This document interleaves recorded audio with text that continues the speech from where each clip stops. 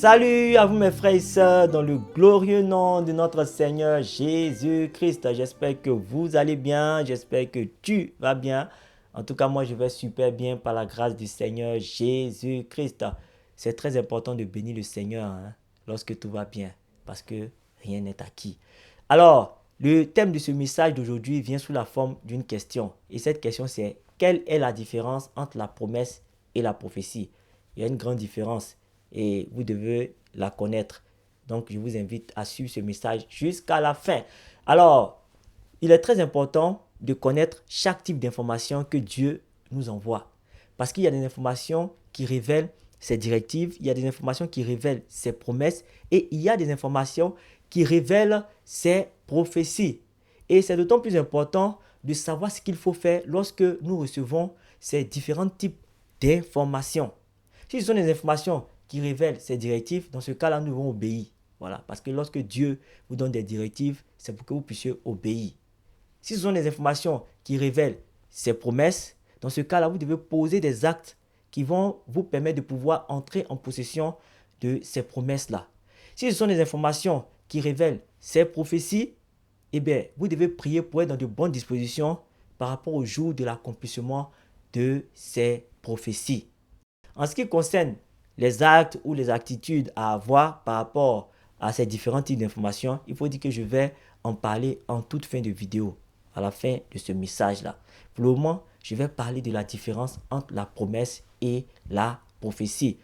En ce qui concerne la promesse, par rapport à la différence entre la promesse et la prophétie, il faut dire que certains songes et visions que nous pensons être des prophéties sont en réalité des promesses que Dieu nous fait. Je vais parler dans le sens du bonheur, dans le sens de la grâce. Et il faut dire que certaines personnes perçoivent mal le message ou l'information que Dieu leur a donné ou que Dieu leur donne. Ce qui fait qu'ils n'arrivent pas à poser les actes qu'il faut pour entrer en possession de cette promesse. Certains même posent des actes tellement ignobles, des actes tellement déplorables qui poussent Dieu à annuler cette promesse. Je vais prendre comme exemple le sacrificateur Élie, qui est différent du prophète Élie. C'est deux personnages différents. Les enfants du sacrificateur Élie, c'est-à-dire Ophni et Phiné, se comportaient très mal. Ils avaient un mauvais comportement dans la maison de Dieu. Et face à cela, le sacrificateur Élie faisait preuve de laxisme. Il était mou, il n'agissait pas, il ne sévissait pas, il ne faisait que parler. Et cela déplut à Dieu. Donc nous allons voir dans 1 Samuel, le chapitre 2, le verset 30, ce que cela lui a coûté. C'est pourquoi, voici ce que dit l'Éternel, le Dieu d'Israël. J'avais déclaré que ta maison et la maison de ton père marcheraient devant moi à perpétuité. Et maintenant, dit l'Éternel, loin de moi, car j'honorerai celui qui m'honore, mais ceux qui me méprisent seront méprisés. Voici quelqu'un à qui Dieu a fait une promesse. La promesse d'une grâce perpétuelle, c'est-à-dire faire de lui un prêtre à perpétuité. En tout cas, lui et sa descendance devaient être prêtres à perpétuité. Et en ce temps-là, les prêtres avaient beaucoup d'avantages. Mais à cause de la mauvaise attitude de ses enfants et aussi sa mauvaise réaction face à cela, Dieu a annulé cette promesse. Il en est de même aussi pour plusieurs personnes à qui Dieu fait des promesses et qui, par leur mauvaise attitude, poussent Dieu à annuler ces promesses-là. J'ai entendu plusieurs personnes dire: oh, j'ai vu ça en songe, j'ai vu ceci en songe, j'ai vu cela en songe, et puis je n'ai pas vu cela s'accomplir. Mais est-ce que tu as pris la peine d'examiner ton comportement, ton attitude au moment où Dieu t'avait fait cette promesse-là, au moment où tu avais eu cette révélation en songe? Parce que souvent, notre attitude pousse Dieu à annuler ce qu'il nous a promis. Ça, c'est dans un certain sens. Mais dans d'autres sens aussi, j'ai écouté comme ça des témoignages de certaines personnes dire qu'au moment où Dieu leur avait promis quelque chose, juste avant la matérialisation ou la réalisation de cette promesse-là, Dieu leur a inspiré certains actes à poser, certains gestes à faire, c'est-à-dire comme des semences, c'est-à-dire ils devaient apporter des offrandes, donner des cadeaux à des personnes et tout, et c'est cela qui a permis à ce que cette promesse-là se réalise dans leur vie. Donc, il y a aussi cet élément-là qu'il faut prendre en compte, c'est-à-dire pour que la promesse ou ce que tu as vu en songe se réalise, il faut aussi poser des actes, il faut faire des dons, il faut semer dans la maison de Dieu, apporter des offrandes et tout. Ça va permettre à ce que tu as vu se réalise dans ta vie. En ce qui concerne la prophétie, par rapport à la différence entre la promesse et la prophétie, je dirais que par rapport à nous les chrétiens, si je dois définir la prophétie, c'est Dieu qui ouvre l'espace et le temps pour nous faire voir certains événements, afin que nous puissions soit l'annoncer ou pour que nous puissions prendre des dispositions par rapport à ce qui doit arriver certainement. Parce que la prophétie, c'est quelque chose qui doit arriver certainement. Donc, autant il y a des songes et des visions qui révèlent les promesses du Seigneur, autant aussi il y a des songes et des visions prophétiques. Joseph a fait un songe prophétique. Pharaon a fait un songe prophétique. Donc, dans le cas des songes et visions prophétiques, nous devons prier pour que Dieu fortifie notre cœur par rapport à l'événement qui doit arriver. Si c'est un événement de malheur, comme exemple, ou nous devons prier pour que Dieu nous inspire les dispositions à prendre par rapport à ce qui doit arriver, pour mieux appréhender les événements à venir. C'est très important. La période d'abondance, la période d'abondance et la période sèche devaient arriver en Égypte. Ça allait arriver coûte que coûte. Quelles que soient les prières, quel que soit ce que les hommes allaient faire, ça allait arriver. Mais le plus important par rapport à ces deux périodes-là, c'était les dispositions à prendre. C'était les dispositions à prendre. Et Dieu a inspiré les dispositions à Joseph. Il a inspiré les dispositions à Joseph. Vous savez, les prophéties, les révélations et tout sur l'avenir ne sont pas réservées seulement qu'aux chrétiens. Ce n'est pas les chrétiens seulement. Même les mystiques, ceux du monde, les païens, ont aussi des révélations, ont aussi des prophéties. Mais là où il y a la différence, c'est l'attitude à adopter et les dispositions à prendre.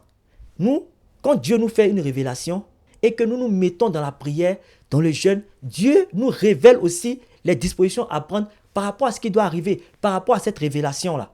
Donc, mon frère, ma soeur, c'est très important de connaître les dispositions et de savoir aussi quel type de révélation que Dieu t'a envoyé.